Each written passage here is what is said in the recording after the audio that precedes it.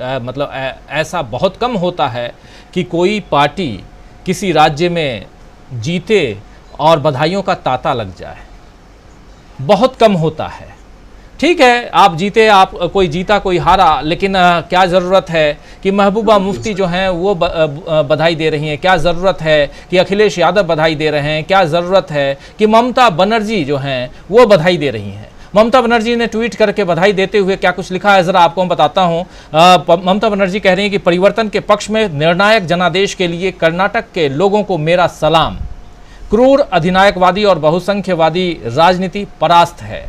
जब लोग बहुलता और लोकतांत्रिक ताकतों को जीतना चाहते हैं तो थोपी हुई रणनीति उन्हें दबा नहीं सकती। केंद्र की थोपी हुई रणनीति और राजनीति उन्हें दबा नहीं सकती। ये आने वाले कल के लिए सबक है। बहुत बड़ी बात यहाँ ममता बनर्जी कह रही हैं, कांग्रेस पार्टी को बधाई दे रही हैं और साथ में कर्नाटक के लोगों को बधाई दे रही हैं। अधिनायकवादी और क्रूर अधिनायकवादी और बहुसंख्यवादी की जो राजनीति है वो परास्त है कर्नाटक में, ये बात कहते हुए बहुत बड़ी बात यहाँ रख रही हैं ममता बनर्जी। और यहीं से आगे बढ़ना चाहेंगे, इस चर्चा को आगे बढ़ाना आना चाहता हूँ डॉक्टर दीपक पाचपोर जी। किस रूप में आप देखते हैं, अलग अलग नेता बधाइयाँ दे रहे हैं कांग्रेस पार्टी को? बहुत बड़ी बात तो है नहीं ऐसे देखा जाए तो। एक राज्य आप जीत लिए, जीते तो थे आप हिमाचल प्रदेश भी, तब इतनी बधाइयां नहीं थी, लेकिन ये राज्य जीतने के बाद इतनी बधाई क्यों? कुछ तो मायने रखता होगा डॉक्टर दीपक पाचपोर जी। निश्चित रूप से ये जो चुनाव था इसका इंतजार बहुत सारे विपक्षी दल कर रहे थे। वो पहले से चाहते तो थे, बहुत सारे विपक्षी एकता के प्रयास जो है अलग अलग स्तरों पे चल रहे थे, हो रहे थे, इसमें कोई शक नहीं है। लेकिन उसमें दो सवाल ये थे कि नेतृत्व इसका कौन करे और इस विपक्षी एकता में कांग्रेस की भूमिका क्या हो। ये एक ऐसे दो सवाल थे जिसमें सभी लोगों को एक तरह से रोक के रखा हुआ था कि वो आगे ना बढ़े।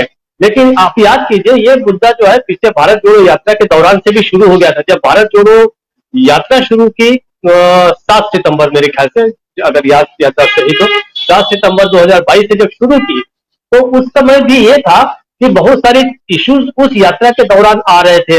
उसमें बेरोजगारी की बात थी, हालांकि शुरुआत उसके नफरत के खिलाफ मोहब्बत वाली बात थी, लेकिन रास्ते में बहुत सारे इश्यूज आते गए जिसको लगातार वो डील करते गए राहुल गांधी। जनता उनके पास पहुंची, जनता ने अप्रोच की, बताया। इस बीच ये मुद्दा भी आता गया और लोगों को ये लगा कि जिस दिन ये यात्रा कंप्लीट होगी, ये बहुत प्रारंभिक चरण में ही स्पष्ट हो गया था कि जब तक ये 5 महीने की यात्रा 3500 किलोमीटर से अधिक यात्रा जब कंप्लीट होगी, तब तक कांग्रेस पार्टी और राहुल गांधी इन दोनों का कद बहुत बड़ा हो चुका रहेगा। ये बात हम लोग भी कह रहे थे, बहुत सारे लोग इसको मान के चल रहे थे। ये अलग बात है कि गोदी मीडिया में उसका इंपॉर्टेंस नहीं किया जा रहा था। आप याद कीजिए कि जिस दिन ये यात्रा निकली उसी दिन गोवा में कांग्रेस के 2 विधायकों को तोड़ के भारतीय जनता पार्टी में शामिल कर लिया गया। हेमंत बिस्वा शर्मा ने टॉन्ट किया था कि पहले कांग्रेस को तो जोड़ लीजिए, उसके बाद आप भारत जोड़ने के लिए जाइए, वगैरह वगैरह। तो बहुत सारी चीजें थी। कई लोगों ने कहा कि भारत टूटा ही कहाँ है जिसको जोड़ने के लिए निकले हैं। लेकिन कुछ दिनों के बाद, उस यात्रा के बाद ये सारी चीजें खत्म हो गई और इनका जो इनके जो आगे की जो यात्रा है राहुल गांधी की, वो जब चलने लगी तो लोगों को एक तरह से ये लगा कि अब जो है एक केंद्रीय नेतृत्व जो है विपक्षी एकता के बीच का एक उभर रहा है और एक व्यक्ति भी उभर रहा है और वो है राहुल गांधी। अब ये अलग बात है कि उस समय तक ये तय नहीं हुआ था कि कांग्रेस का इस बीच चुनाव भी आ जाएगा और अध्यक्ष का जो पद है वो गांधी परिवार से बाहर निकलकर ऐसे व्यक्ति के पास चला जाएगा जो समझिए कि कांग्रेस के एक रूप का पत्ता साबित हो गया वो। और संयोग से ये भी हुआ कि कर्नाटक के चुनाव आ गए और कर्नाटक के चुनाव में देखिए कि किस तरीके से मल्लिकार्जुन खड़गे को सम्मान दिया गया। उन्होंने जिस हिसाब से मेहनत की, आज प्रियंका गांधी के जब शब्द थे, देखिए उन्होंने कितने इस शब्दों में कहा कि परम आदरणीय हमारे जो अध्यक्ष है, उसको ऐसा करके उन्होंने संबोधित किया। और इस पूरे कैंपेन के दौरान हमने देखा कि मल्लिकार्जुन खड़गे के हाथ में नेतृत्व सौंपा गया और बाकी राहुल, प्रियंका ये सब उनके पीछे चले, स्थानीय नेतृत्व को किया गया।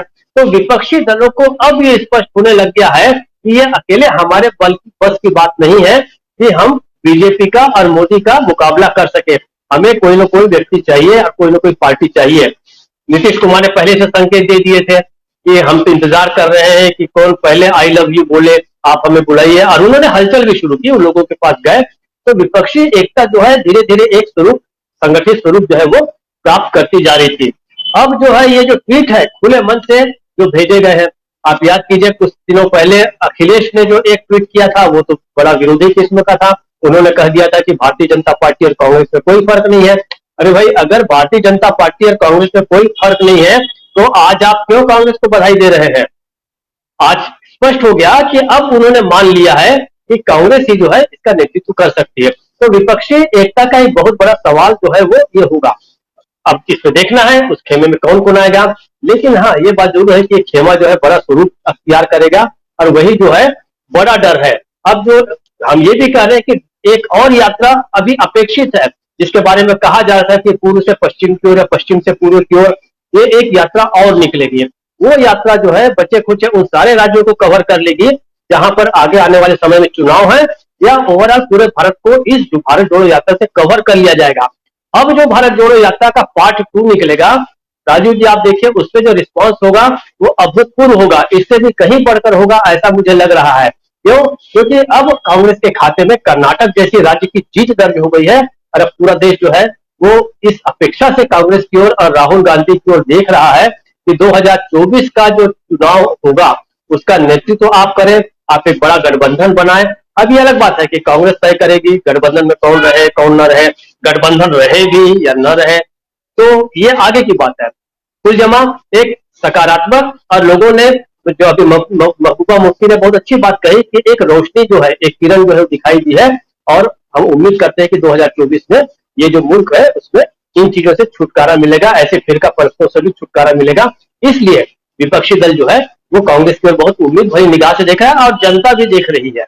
ऐसा नहीं कि केवल विपक्षी दल ही देख रहे हैं, कांग्रेस जनता को भी बहुत उम्मीद हो गई है। वे सारे लोग जो प्रताड़ित है, जो जेलों में है, बहुत सारे पत्रकार, बहुत अभी संजय जी बोल रहे थे कि बहुत सारे लोगों का क्या बिगाड़ लेंगे मोदी अब सरकार, तो ऐसा नहीं है। सरकार की क्षमता पे आप बिल्कुल शक मत कीजिए, वो आप कुछ नहीं करेंगे तो भी आपको प्रताड़ित कर सकते हैं, आपको तंग कर सकती है, आपका दमन कर सकती है। ऐसे हमें किसी की शक्ति को अंडर एस्टिमेट नहीं करना चाहिए। मोदी में अभूतपूर्व ताकत है, उन लोगों को भी पकड़ पकड़ के अंदर कर दिया गया। अब आप देखिए मन की बात जिन्होंने नहीं सुनी, 100 रुपया उन 60 छात्राओं पे उन्होंने फाइन कर दिया गया, जुर्माना कर दिया गया। तो ऐसी बहुत ताकत है। हाँ, अब इसके बाद मोदी का अपना व्यवहार संयमित हो सकता है अगर उनमें थोड़ी भी समझदारी होगी तो। राजीव जी जी, बहुत बड़ी बात आप आखिरी लाइन कह रहे हैं कि थोड़ी सी समझदारी, अगर थोड़ी भी समझदारी होगी तो। लेकिन बात यहाँ यही है कि बीजेपी के ब्रांड एम्बेसडर